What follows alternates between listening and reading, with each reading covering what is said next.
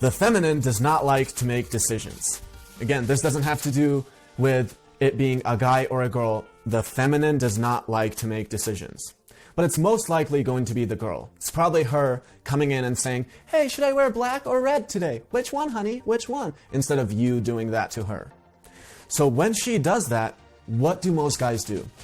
It's like, I don't know. They both look really good. I don't know. Just pick whichever one you want. And again, you're not making decisions. Now, if you're playing the masculine part in the relationship, that is your responsibility, and she's going to get turned off by it. Now, why do most guys not make that decision? First of all, it's like there's the right decision and the wrong decision. Realize that most of the time there is no right or wrong decision. And the second part is being indifferent. It doesn't matter. Pick something arbitrarily. Don't put the responsibility on the feminine, because the feminine will start to resent you for it. What she wants is not what she says. So imagine you go shopping with one of your guy friends, and you leave the store and you forgot something, and you ask, hey, should we go back in and grab it? If he says, no, that's going to take too much time, that probably means, no, that's going to take too much time.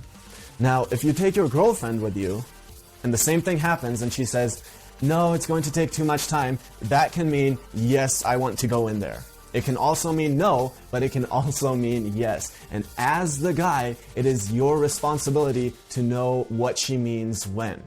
Now, how do you cultivate that? You do it through experience, you do it through being more attuned to her, you do it through educating yourself, but ultimately that is your responsibility. Now with that, some guys still get angry and say, well, why can't she just tell me? And the reason is because it's not as attractive. She won't feel that masculinity penetrate her.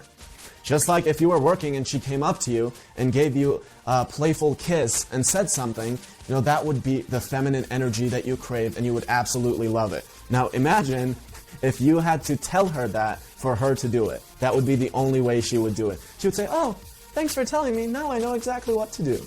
It's not as attractive.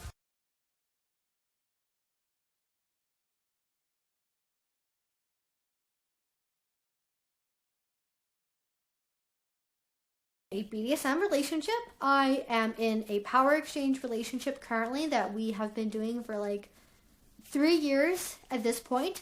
I have been doing power exchange relationships more or less the entire time I've been into the BDSM scene, which I don't necessarily recommend. I think it would have been better if I would have waited a couple months first before I dove in, but nobody was there to tell me not to, and so I did it anyways, and now I am telling you that that's not always the smartest thing to do, and that's a conversation for another time. But I've been doing power exchange relationships for more or less like 5 years at this point, give or take. I have had probably at least 2 solid power exchange relationships in that time period, and then I have had play partners on and off throughout that entire 5 years.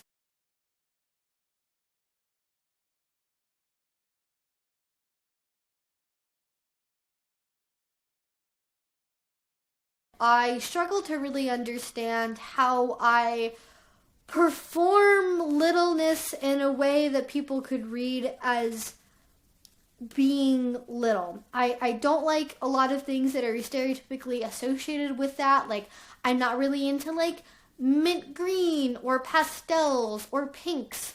I have never owned a binky or an adult diaper or a onesie. I have never worn a frilly pink dress to an event. I have never said or done anything that is overtly littleish that I can really think of, except my voice. That seems to be the cornerstone for when people meet me in real life. They see the dynamic I have with my partner, because there's also an age gap thing going on there, and they also hear my voice and the way that I talk to him and go, ah, yes, I know what this is. This is a daddy-little relationship. And that's not what it is at all. Yes, I do have an age gap with my partner. Yes, he is much larger than I am. Yes, he's like a foot taller than me. Yes, I do talk to him with what I guess you could perceive as a little voice or a baby voice. And it's hard for me to try and replicate it on command, but I'm just going to try and give you guys a little bit of a sample here of "Oh, yes, sir. What would you like to do today?" Like, it's just like I pitch shift a little bit. My voice goes up a little bit. I'm a little bit more like playful and like bubbly in my voice. But that's not because I'm trying to be a little girl. It's because in my head, that is what my dog self sounds like. That is my puppy voice.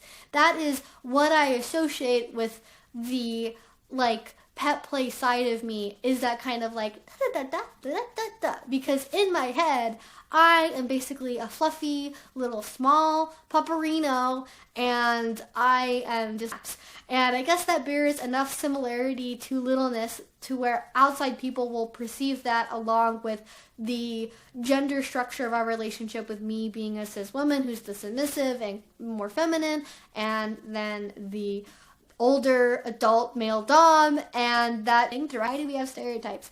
They are just not beneficial to anyone, I feel like, to have them. I think it just puts people in boxes, and people generally don't like being in boxes unless they're doing a sensory deprivation scene. So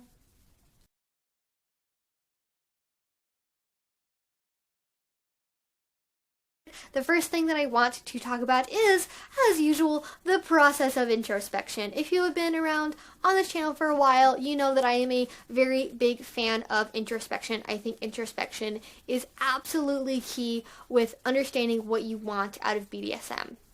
Unless you are somebody who is finding themselves in the role of a submissive purely because their partner has suggested it and you have never thought about it yourself, chances are there was something that originally drew you to be curious about the world of BDSM. There was some sort of spark of curiosity that happened that made you actually want to pursue this as potentially part of an actual real-life relationship. That could be maybe you watched a secretary and you couldn't get the ideas from the scenes out of your head for a long time, or you read this fantastic erotica that involved, being a Victorian maid and having a lot of spanking, or maybe you saw like a post of some pets or some littles on Instagram or on Tumblr. Rest in peace, Tumblr. That really sparked your curiosity and you wanted to find more. But whatever that is, whatever that little nugget was, think about it, because chances are there was probably at some point a catalyst that made you realize that this was something you actually wanted to really pursue and really actually wanted to seriously consider doing. This is not to say that that one thing, that one spark, is actually what's going to be what your submissive style is, or be the only thing that you like by any means, but it is a good place to start because it was something that got you interested in it, and what you can do, even if it's not literally, oh, it's the pet play, it's the age play, it's the whatever, that's what you want about it. Think about, what about that did I find appealing? Did I like the aspect of role play? Did I like the costuming? Did I like the idea of corporal punishment? Did I like the idea of being able to surrender complete control? Did I like the idea of being able to experience intense sensations? Did I like the idea of being able to completely forget my everyday vanilla life and become somebody else? There's lots of different possibilities, but being able to evaluate why that one particular thing maybe appealed to you can help you find kind of related terms, maybe, or related concepts that also overlap with that same overarching theme. Now, when you are doing this evaluation of what got you interested in BDSM, there's a couple of different tools that you can use now and throughout your entire journey of discovering yourself as a submissive. The first thing I always recommend is journaling. Journaling is fantastic. It's a great way to get your ideas and thoughts in the moment, collect them, and be able to look back on them retrospectively and kind of identify any necessary trends or patterns.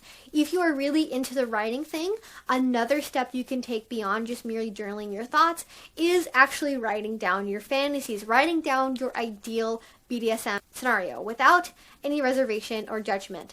Now, this takes a lot of practice because a lot of us are very inhibited, not necessarily for any particular reason, but we just naturally kind of are disconnected from our deeper, more intimate desires, and being able to just kind of write out, freestyle, whatever fantasies that you have, as deep and as dark and as weird as they are, can really help you figure out, okay, this is why I'm actually interested in this thing. If you just allow yourself to have a few moments where you're not inhibited, where you're just able to put out on your thoughts, and you don't have to keep the paper you write the fantasy on. If it's just too much for you, you can burn it, you can throw it away, you can shred it, whatever. But just having the exercise of writing down what those core fantasies are can be very important to identifying, oh, this is why I'm interested in BDSM. This is maybe the type of submission that appeals to me.